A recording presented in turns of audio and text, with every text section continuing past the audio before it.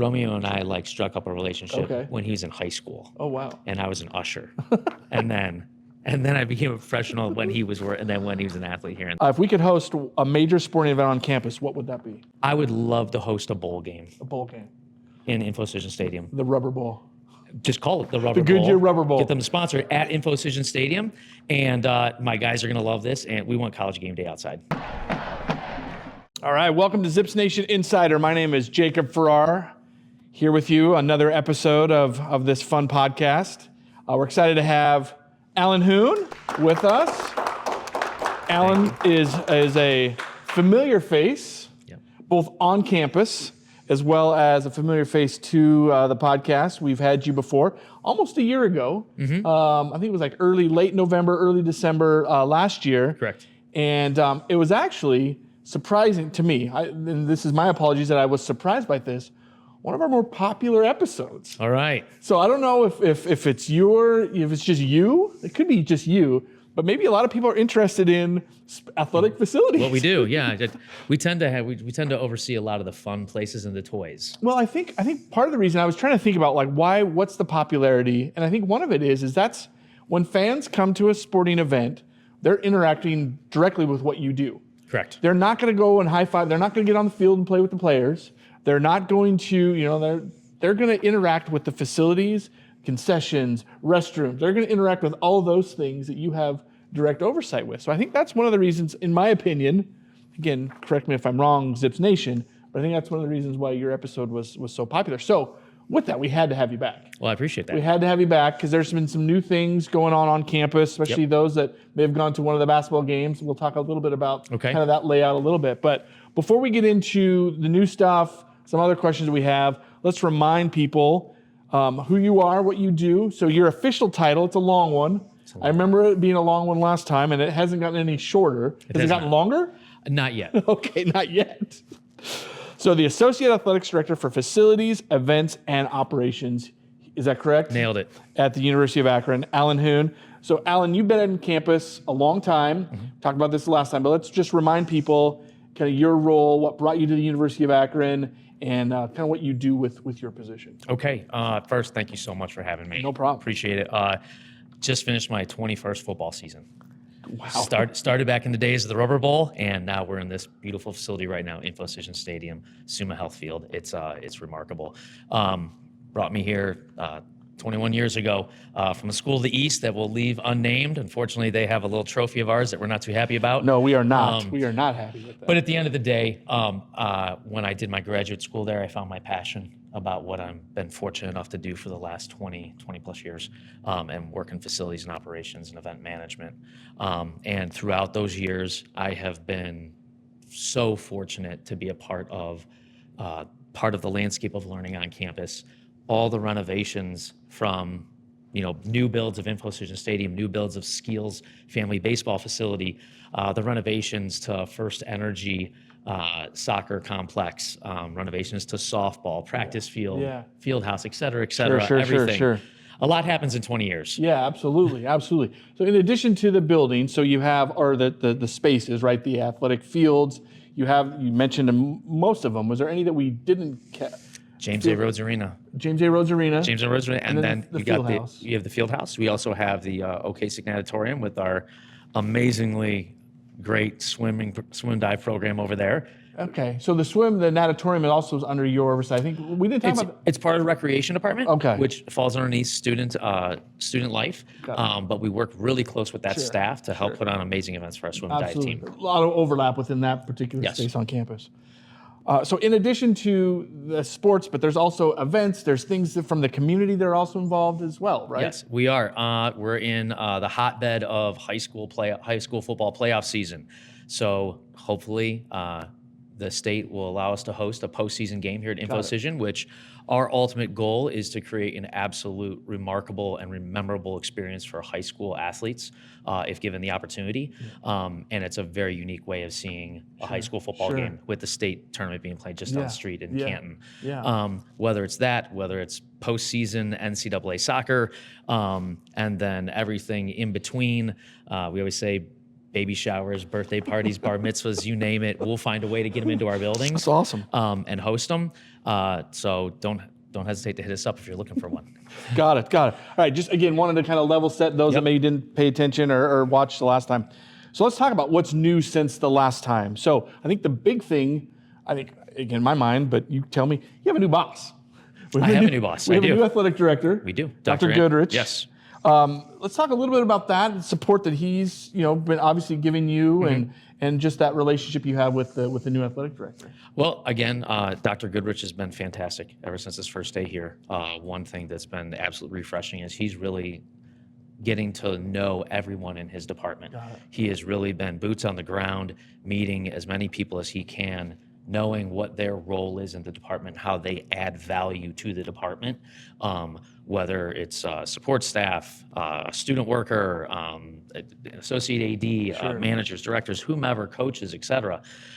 He's trying to find out who they are and what their role is in our department and how it adds value to the department as a whole, but mostly importantly, how we add value to the university. And him being, step in step with Dr. Niemer, knowing that everything we do has to have a focus on how do we impact the student experience on campus. So every single thing we do, we're trying to focus how can we better the experience, whether it's through an event we hold, through how do we utilize our facilities, and then how we interact with people on campus and the stuff that we're doing. And when you say student experience, it's not just the student athlete experience, but it's also the student attending experience and coming to the games and braving cold weather with no shirt with their painted chest. Everyone, that student experience across the board. The rowdies in the front row during the game definitely have their shirts off. So it's fantastic. We've had him as a guest, super impressed. Obviously he's got some lofty goals. And I say lofty, pardon the pun, make the climb is his big thing. So curious, again, maybe if you can share, if we can get a big scoop, is there anything in the works from, in the less than a year that he's been here as far as some of those facilities things? I really think it's just, being on the same page and talking about what's needed, going back to what we just said. What will impact the student? What will impact our fans? What will impact the student athletes? And not waiting a year from now. If we see something that we can change or adjust or pivot right then to make a positive impact on somebody, how do we do it right now and not wait till next season? And he is all about making that quick pivot, making that adjustment. If it's a meaningful impact that will then help out for the rest of the season, he's all about it. Yeah, that's great. Great to hear. So you kind of alluded to this just a second ago, but we have some major sporting events coming up. One's this week. Yes. And then we also have at the end of in spring, we have the MAC Swimming and Diving Championships. Yes. So what is your team as far as the NCAA? Sunday afternoon, 1 o'clock. Again, we want Zips Nation there to support the team. But talk a little bit about, 1 o'clock game time. What goes into kind of the prep for this? This is a major sporting event. It's the NCAA tournament here on campus. Absolutely. First of all, it can't happen without my great staff. As we're going into any type of postseason, we're getting emails and prompts from the ESPN or whatever, whether it's Big East for men's soccer, we're getting prompts for them. And Logan Hawkins, who oversees the men's soccer operations from a game management standpoint, he's my point on that. So as we're getting information from the NCAA on hosting, and then we have our selection show, as soon as the selection show happens and you see Akron comes up on the board, emails are going out. Emails are hitting us. Logan was in the back of the room just shooting emails off to everybody because our key is to make sure that everybody who helped made the regular season successful, we want to make sure that those people are informed right away of what the expectation is, what the working shift is, what time those games are, because those times can be varied very quickly. So we want to make sure we have everybody that we need to work on game day, and Logan was the main key in making sure all that stuff is getting sent out to the right people right away. And that also includes like hotels for the guest team as well. Is your team responsible? We're also responsible for that. Wow. So leading into months in advance, you put in bids. I put in a bid with in anticipation that this would happen. Correct. So we anticipate, because we have a pretty good track record with this program, and with help of other administrators, we put in a bid selection for every round of the NCAA tournament. And with that is all the requirements of your venues, all the requirements of your campus, hotels, where they stay. We have to use 2 different hotels. Officials can't stay at the same hotel as visiting team. That makes sense. So we're getting those blocked off, coordinating with hotels to get all the information we need from them, submitting that to the NCAA portal to put in the bids, then get all those bids approved so that they have all the documents ready to go. Because on their end, once Notre Dame or Michigan wins, then they're sending them all the information that I already put in the bid. Got it. So they have their boilerplate system that goes right out to them, and then they're touching base with those hotels and getting everything locked in. So it's interesting. I was talking to my wife before the interview today about, I was interviewing you, and she has some background in technical theater. And she said a good event success is that no one knows something happened, right? So for you guys, like all of this stuff needs to be seamless, that no one even knows that this stuff is going on, because if that's done right, then the event happens, no one, perfect. It's kind of, I know there's a couple companies out there called the Wizard of Oz. We're kind of the people behind the curtain. Right? That's why I am so adamant to make sure that I thank all the people that are the boots on the ground that make this kind of stuff happen, because a lot of times they go, not that they're not appreciated, just go unrecognized sometimes, right? So I'm making sure that I appreciate all those people so much for making those things happen, but they are. If we don't hear anything, we're doing everything right. That's success in your book. Exactly. No one hears a thing. If we don't hear anything, that means everything went right. Got it. So we're November. The max swimming and diving is probably April time? No, February.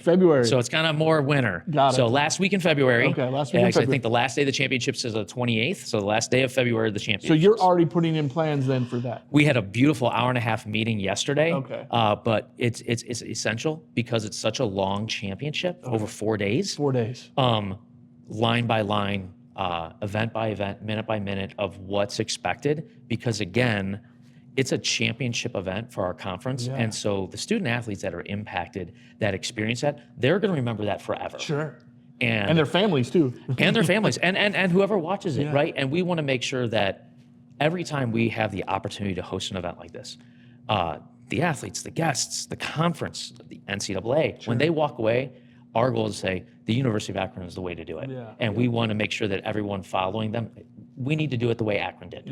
And that's always our goal when we're putting on those events. Plus, I mean, and just, again, making sure it's a successful event, but also we want to continue to host these things for our teams. Yes. So my guess is if we, mess up in any way, that's a, strike against hosting it again. So that's end of February. So again, you've probably been working nonstop to figure that out. When does it really start buckling down? Like the week of, 2 weeks before? It's probably going to be as we work our way through basketball season and indoor track season, and as it overlaps with the start of women's lacrosse season. It will, the 1st of February, we'll really start locking in, making sure that everything's on point, and making sure that all the schedules that we need filled are filled, so that we're not doing it the week of, we're just plug and play. So that's actually one of the questions I wanted to ask you is, this balance. We often talk about student athletes, how do they balance classroom and on the field? For you, how do you balance the day-to-day? By the way, in between now and Sunday, there's sporting events here. In between now and the max swimming and diving, there's a bunch of events. How do you balance kind of the big events versus those individual day-to-day things that need to get done? The key is being able to prioritize correctly. Right? And everybody's priorities are different. But what I stress with my staff, and hopefully what I've taught them over the years, is that we don't want someone else waiting on us to do their job, right? So we have to be able to prioritize things so that if we know someone else, another group, another entity is waiting for that information from us, let's get it off our plate to them so they can continue doing what they need to do for the event. And calendars are a big thing. We use calendar reminders going back. There's so many calendars that are out there letting us know what to focus on and what to do, and working our way backwards, and then saying, hey, here's our dates, here's our drop dead dates. Let's make sure things are done by this date so we can put it to bed, know it's done, and move on to the next critical thing. So I think that's an interesting principle. I mean, that's something that, you and I have vastly different jobs. I'm never going to manage a sports facility. But I think that principle, where did you learn that? Like, is it just on the job, trial and error, or was this something that, through the schooling, where was kind of that that knowledge base that, how to manage, because I think that's applicable to anyone's job is proper planning, getting the right team. How did that come to be something that is a standard for you in what you do here at the University of Akron? I don't know. So no secret sauce. There's no secret sauce. Now I think I mentioned before, I was like the industry works in the family with my little sister down at Ohio State. But I think it's just somewhat organized. I mean, people, if you walk into my office, you're going to think it's unorganized. Sure. But I know where stuff is at. I know what we have to do. Yeah. I think it just over time, like you said, the more you do it, the more you experience it. Yeah.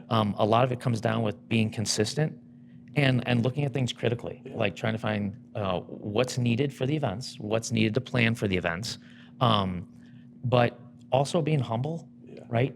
We're doing for others. We're putting on these events for the people that are in the pool, on the field, on the pitch, on the court, and everyone that's in the stands experiencing it, right? Yeah, so it's absolutely. bigger than us. Absolutely. So when you're selfless in your approach to it, and we're selfless in the way we lead others, and we're servant leaders, and we're planning for other people, I can't say I just learned it somewhere. I really think it's been trial and error over the years. Well, I'm sure that's probably, 21 years of doing this, you probably made some mistakes. Oh, yeah. Probably, we don't need to go into that. Maybe that's a whole other episode of the biggest top 5 mistakes that Allan Hoon has made as in your position. That'd be kind of a fun therapy session for you. But again, there's also those wins of, okay, here's the mistake I made, but here's the win. Here's how I corrected it. This is what I apply the next time that I do it. Yes. Got it. All right. In addition, we got, I had a whole bunch of questions, but I think we're just going to, this has been a great conversation about just kind of what's new since the last time. Another thing that's different, if you've been to any of the basketball games, we've had 3 here at home so far. Yep. You'll maybe notice a little bit different as far as where the band is and the student section and some things to kind of talk about that change for basketball if you're coming to the Jar to watch a game. Okay. Yes, those changes have been, those were quick flips, quick changes. Can't do that without my other guy, Steve Birch, who's in the Jar, and, Akron basketball is his baby. So I give him a lot of lead on taking charge of those things because I trust him. But with that, those changes specifically that you talked about, we kind of always wanted to shift the band. And when we say shift the band, we move the band to the end of the court that's closer to the visiting team, which means it's louder for the visiting team during a timeout, So which some strategy. there's strategy to it, 100%. If it's a home or it's a home event, so it's more strategy for us. But they're now directly next to our student section, which is louder. They're directly next to Seth and our marketing table. So now they can communicate very clearly with each other with what's needed on game day and make a louder, more impactful atmosphere down there by the visiting team. Again, alluding back to making a better experience for our students. Got it. And then also, again, for those that are coming, haven't been yet, also notice that one of the sides are closed. My guess that'll be opened up for those big games. Yes, again, we're on television. Yeah. So again, making a more impactful look on TV is filling up the stands that are directly on TV. So by closing one of the ends, it tends to push those fans into the more viewed portion of the TV. Sure. And that's been helpful. And yes, if we're looking at a high attendance event, a possible sellout, whether it's OU or the School of the East, we will certainly open that up and pack it full of our fans. Yeah, sure. So again, just wanted those that haven't been yet, you'll notice a little, it doesn't affect the game at all. No. I think the only people that I've had is some of the ushers on that side, the band side, are now a little bit louder for them. A little bit louder for them. The courtside seats that are over there, it's a little bit louder for those fans as well. Yes. But again, changes up the atmosphere. Yeah, it's totally fine. And there's also been some behind the scenes things that I think no one will really notice here on campus. There's been some adjustments on the football team, and then I heard, and I didn't know this one, instant replay for baseball. Talk a little bit about that, because that's... Do you want to do the football or the baseball one? Let's go football first. Football first. Okay. Talking about facilities, correct? Yeah, facilities. Yes. Okay. So in our we had 2 great donations to our program. One through Skip Somerville and Regency Furniture. Okay. They put a significant amount of investment into our football offices with new team chairs, office furniture, et cetera, throughout the entire office complex of the field house for the football staff. And then also with that would be through Matt Collig with another great generous donation from him and his organization.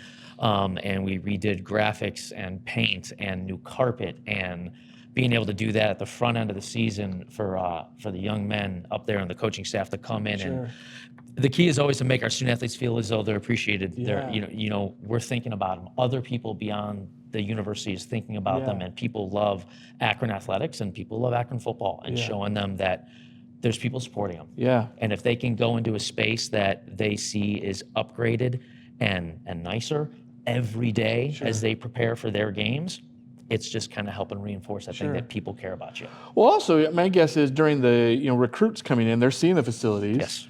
They're seeing that locker room. They're seeing those offices, and they're seeing the amount of money that's spent to make those pretty cool cool environment.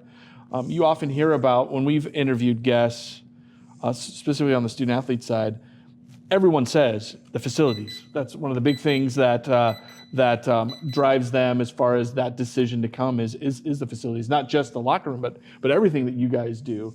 But again, that locker room is a key part, and that's they're going to spend a lot of time in the locker room. It really is. The longer you can keep a student athlete in your facility, the more often they're going to see the trainer. They're going to see their coaching staff. They're going to watch video. They're going to do something to make themselves better as a student athlete. And the more we can keep them here, the better we're going to be. And the more we can keep upgrading our facilities and taking care of them and letting them know that we care about them, it's going to help make all of our programs better. Great. Then baseball. Baseball instant replay. Another great donation through the Skeels family. But baseball is now requiring instant replay. So this is a rule change. There's a rule change. Okay. So we're going to have replay. So I baseball. wanted to ask you about how rule changes have affected some of the things that, because those are completely independent of you. You can't control a rule change. Correct. But you have to react to a rule change. So this is a rule change that requires now an instant replay. And so they're loose on how many cameras you have. Okay. So that can change. So you have to plan your build out for what could change in the future. Sure. Am I putting in 3 cameras and maybe in a couple of years they ask for 7, right? That's a little bit more of an infrastructure change. Whether it's the 3-point lines at basketball, we have to plan that out when we're taking down and refinishing the courts in the summertime. So we have to constantly be looking ahead to seeing what kind of rule changes are out there, and our administration are in meetings with both the conference and the NCAA to say what's coming down. So we have enough runway to plan for those. Sure. So with this baseball, talking about what you said before, that experience, 2 parts of that. One, instant replay is there to make sure that, everything's correct. But also, maybe if you're watching, is it going to affect those that are watching on TV as well, having additional cameras? How we tie the cameras in based on our level of stream, whether it's an ESPN Plus or just a University of Akron GoZips.com stream, that will change based on how many cameras we can tie in. Got it. Okay. And then I wanted to ask, and another question I had, again, you segued perfectly, that impact of donations on, that's probably, my guess is that's a huge source of revenue to be able to do the things you do, is the generosity of grads, of organizations in the area. How are you brought into some of those discussions within your position? I think that the new administration with Andrew right now, they've been gracious enough to let me continue those conversations. So if there's something up, I can throw in my 2 cents. Doing this as long as I have, I know when to bow out of conversation. Sure. I don't need to stand there for everything. I can just kind of put some reality points and some dollars and cents to what something realistically would cost to upgrade and change. And if they're looking at it saying, hey, you know what, let's turn our head this direction and focus on that. This looks good, but this might be more impactful. Or at least if I know he's going to have a conversation, or if Matt P is going to have a conversation with someone, kind of giving them a little heads up of, hey, why don't we talk about these aspects of the building, because the student athletes are going to benefit from that more than the other one. So if you have a donor that says, you know what, I have $1 million, I want to put a fountain out in right field, you would be like, well, hey, that's great, but here's the impact. Here's some other things, and unfortunately, the little thing of like NIL. Now, sometimes they might try to direct them that direction, and we're seeing that trend across the country, where a lot of donations are shifting towards the NIL away from facilities. So is that impact? That's got to have a negative impact then, a little bit.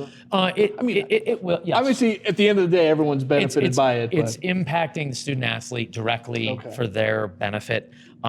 It can have a negative impact on facilities from institution to institution based on how they're funded. But again, those are just going to be conversations we just keep having, and it's fluid, and talking about it and saying, how do we want how do we want to attack this next challenge? Sure. So if I had $1 million laying around, Yep. and I said, Allan, spend it. What would be 2 or 3 projects you'd? 2 or 3 By the projects. way, if there's a listener out there Yeah. with $1 million, $1 million, it might have to go up a little bit. For $1 million, I would definitely probably restart the getting some new seats in the basketball arena. Okay. That's key to us. We need new seating in there. It needs to be more modernized. Got it. And then when you have it modernized and the seats are better, then people's experience of Sure. the event is better. And then that overlaps with the things you talked about earlier. It's not just basketball. It's not just volleyball. It's commencement. It's high school playoff games. It's touching base with the community that gets to experience that facility for something other than just an athletic event. Sure. So we can stretch that out and show how we can impact more people than just athletics Yeah. with that. Got it. So seating would be a priority. Seating's pretty key. Hey, again, fans going to the jar, I think they'd appreciate that. Yes. So if we have anyone out there, Just the email will go across the bottom. We're not above this on Zips Nation. We'll take anything. We'll take anything.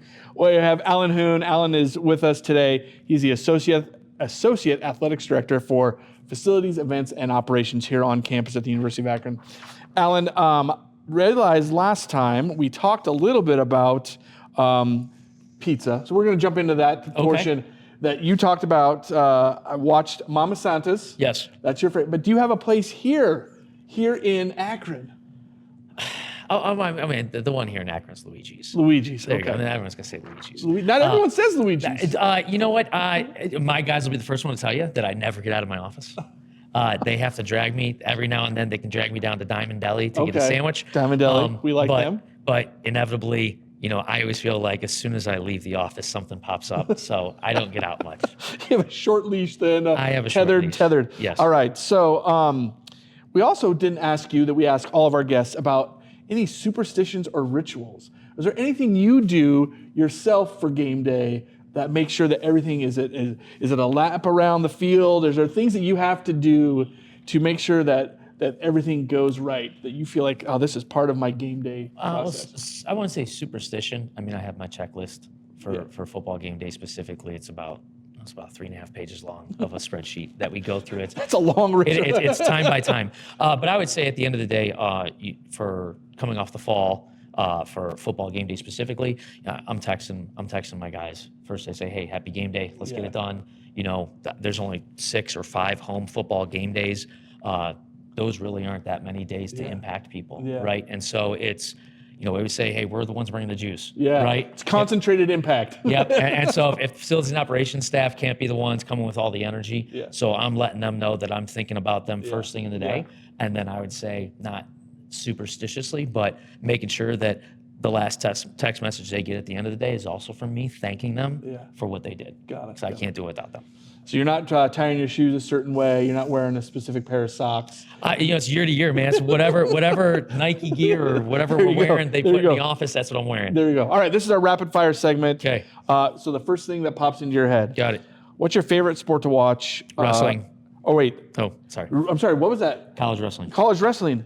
Actually, I was going to ask, where is your favorite spot on campus to watch a game? Do you have to be field, up above? Do you have a favorite spot that you like to go, that you can just be there and be focusing on sports? I think, with what we do, I don't ever really get to watch the sport. Okay. We're just watching the venue and seeing got stuff it. that happens. Got it. So it's either the sideline or it's the press box. Got it. Sideline or press box. But your favorite sport to watch is wrestling, collegiate wrestling. College wrestling and college football. Oh, wow. That's cool. If you could play any sport professionally, which would it be? Pro baseball. Pro baseball. Who is your Mount Rushmore of Zips athletes? You've seen a lot, 21 games, or 21 years. 21 years. Mount Rushmore You got 4. of Zips athletes. Let's go. Oh, geez. I don't want to hurt anyone's feelings. It's okay. Okay. You only got 4, so someone's feelings are going to get hurt, but you know what? That's okay. Okay. Charlie Fry. Okay.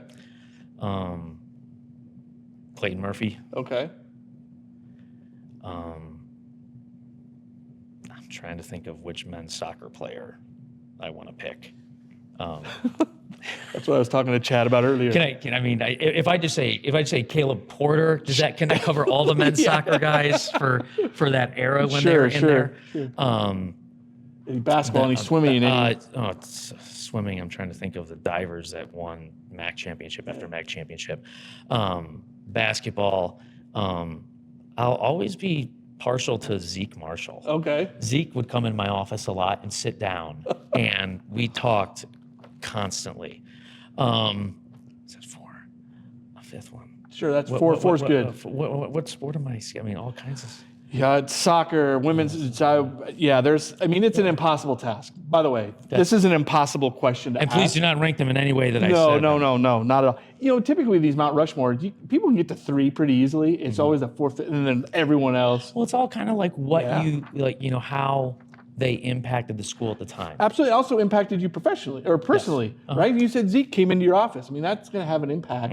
My Mount Rushmore is going to have someone that I had I used to teach over in the business school, someone I would see over there a lot. And so he's on my Mount Rushmore that, he was a good player on the field, but there's also that other interpersonal stuff as well. I would probably have to add Romeo.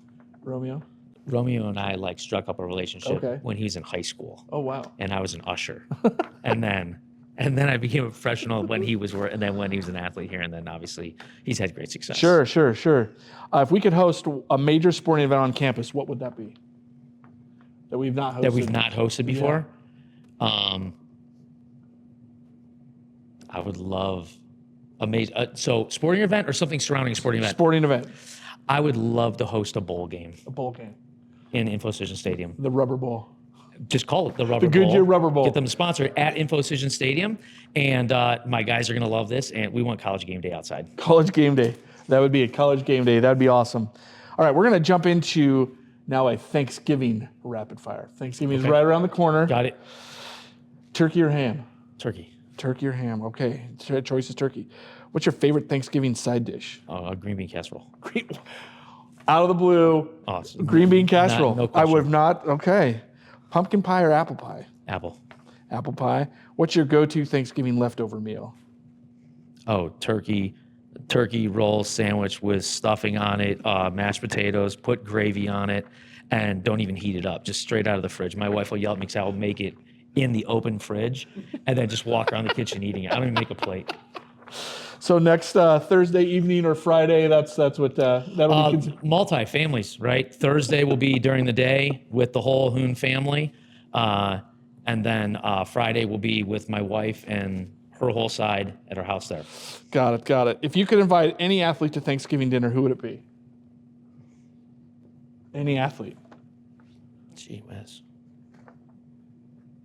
I don't know. Any athlete.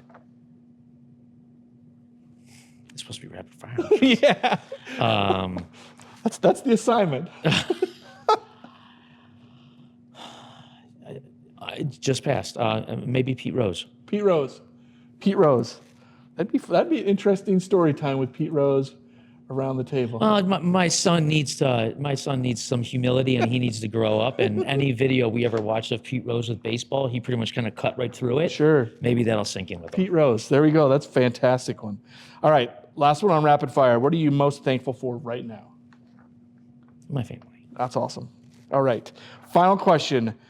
Not rapid fire. So, why should Zips Nation come out and support the men's soccer team this Sunday?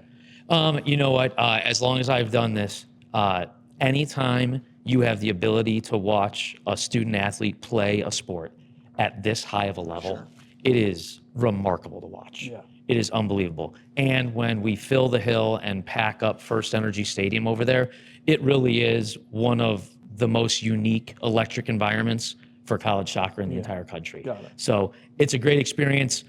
You don't get to see an NCAA caliber event like this in your own backyard, so please come on out and come see them.